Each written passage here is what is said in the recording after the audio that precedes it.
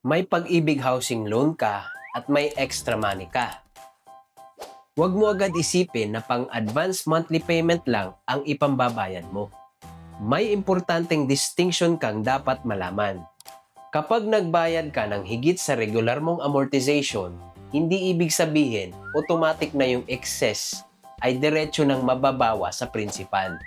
Pwede itong matreat bilang advance amortization. Depende sa payment at kung paano ito na-instruct at na-process ng Pag-ibig.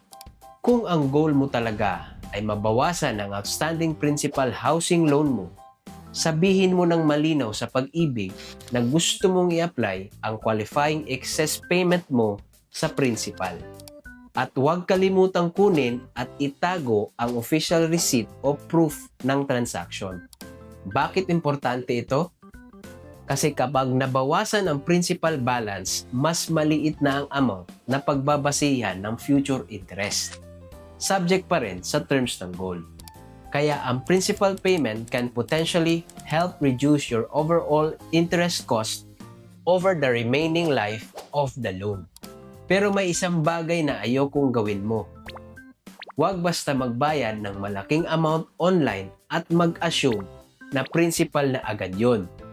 I-confirm mo muna sa Pag-ibig kung paano dapat gawin ang transaction para sa loan account mo.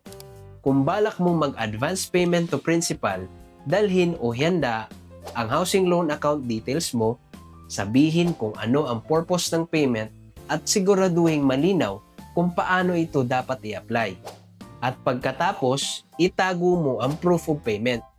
Kung nakatulong sa iyo itong tip, pusuan mo, mag-follow, at i-share sa May Pag-ibig Housing Loan. Ako si Mark at baka ang susunod mong hakbang ay Bahay Goals.